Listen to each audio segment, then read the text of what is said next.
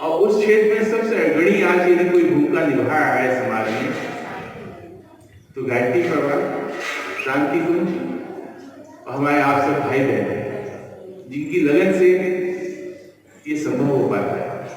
मैं ज्यादा समय ना लेते हुए, क्योंकि ये धार्मिक आयोजन है, मैं आप सबको शुभकामनाएं प्रेषित करता हूँ कि ये हवन सफल हो, आपका आप सबकी मनोकामनाएं पूर्ण हो। जितना भी आपने सोच के आए उससे ज्यादा प्रभु आपको देंगे। और जिनके चरणों में हम लोग सब बैठे हैं उनका आशीर्वाद आंख बंद कीजिएगा तो स्वतः आप तक पहुंचता है। अभी जब डॉक्टर साहब के दर्शन उसे हमने किए प्रणव पांड्या जी के, तो उनका आशीर्वाद जब मिला स्वतः अंदर से स्फूर्ति भी आई और ये भाव आया कि समाज के लिए जो भी हमसे हो सके,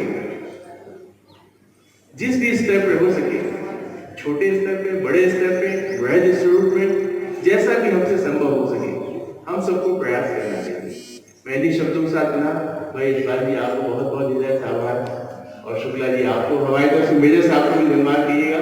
उनका भी आग्रह था कि आप हम अवश्य आए, तो मैं आप सब भाई बहनों को प्रणाम करते हुए बाड़ी भी बढ़ा देता हूँ। बहुत बहुत धन्यवाद।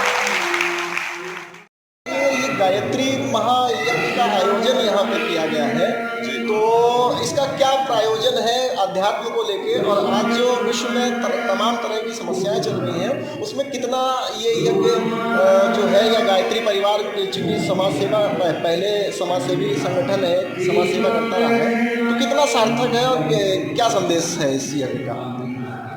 देखिए, यज्ञ जो है हमारे देश की बहुत प्राचीन परंपरा है। सभी तरह के दुखों का निवारण के लिए यज्ञ बना।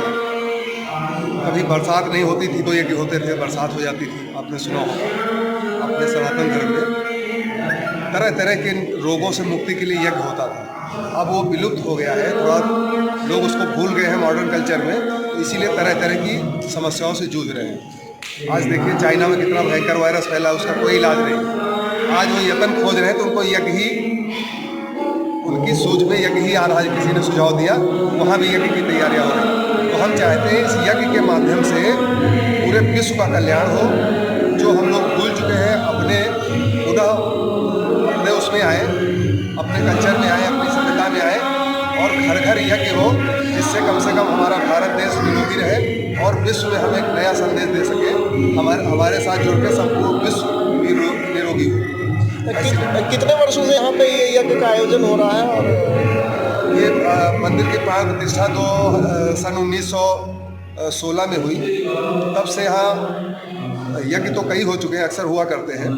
ये गायत्री महायज्ञ पहला है और हम चाहेंगे कि हमेशा होता रहे। हाँ, गायत्री परिवार से आप जुड़े हुए हैं, तो ये जो यज्ञ यहाँ पे आयोजित किया, इस तरह से आगे क्या, चूँकि आज के समय में मानवता कहीं एक ह्यूमनिटी जो है वो ख़त्म हो रही है और गायत्री परिवार इसमें काफ़ी सार्थक सिद्ध हो रहा है काम करने में, मानवता को बढ़ाने में, समाज के कल्याण में। तो इस पर क्या कहना चाहेंगे आप, और क्या आयोजन को किस स्तर तक ले जाने का क्या है? देखिए, ऐसा है कि जैसा कि अभी आपसे जैसा ने बताया, यज्ञ का मतलब होता है परोपकार। जब हम दूसरे के हित की बात सोचते हैं तो हमारा हित अपने आप होता हुआ चलता है। और इस बात को यहाँ प्रयोग के माध्यम से 24 कुंडी यज्ञों की श्रृंखला चलाई जा रही है और ये श्रृंखला 108 गांव में चलाई जानी है। ये चौथा यज्ञ है जो यहाँ हो रहा है। इसके बाद अभी हरदौलपुर में 19, 20, 21, 22 4 दिन की तिथियों में हुआ है और इसके बाद में इसको हमें 108 गांव में, बल्कि लखनऊ के 8 ब्लॉक्स में हमें इसको करना है। तो यज्ञ के माध्यम से हम लोगों को जागरूक करना चाहते हैं, अवेयर करना चाहते हैं। मतलब हिंदू, मुस्लिम, सिख, ईसाई, बुद्ध, पारसी, जैन भाई, मानव मात्र के कल्याण के लिए हर किसी को एक साथ लेकर के चलने का ये विधा है। इसमें किसी जाति, धर्म, भाषा, प्रांत की बात नहीं होती है, किसी संप्रदाय की बात नहीं होती है, मानव मात्र के, प्राणी मात्र के कल्याण की बात। ये यज्ञ जो है कितने दिन का?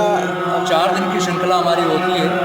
तो आज दूसरा दिन है इसका, कल कलश यात्रा थी, आज दूसरा दिन है। कल हम दीपक के माध्यम से संदेश देंगे, शाम को भी संदेश प्रसारित होगा और परसों पूर्णाहुति होगी। इसके साथ में हम तमाम तरह के हमारे संस्कार जो हमारे ऋषियों ने बताए थे, जो हमारे जीवन को जीने की शैली बताते हैं, विधा बताते हैं, हम संस्कार विहीन होते जा रहे हैं। इसीलिए एक दूसरे से जो है वो दुश्मनी और द्वेष, विद्वेष, छल, कपट, ये सारी चीज़ें पैदा हो रही हैं, क्योंकि हम अपने पारिवारिक मूल्यों को भूलते हुए चले जा रहे हैं और उसी को पुनर्स्थापित करने के लिए, यही हमारी संस्कृति बताती है, उसी को पुनर्स्थापित करने के लिए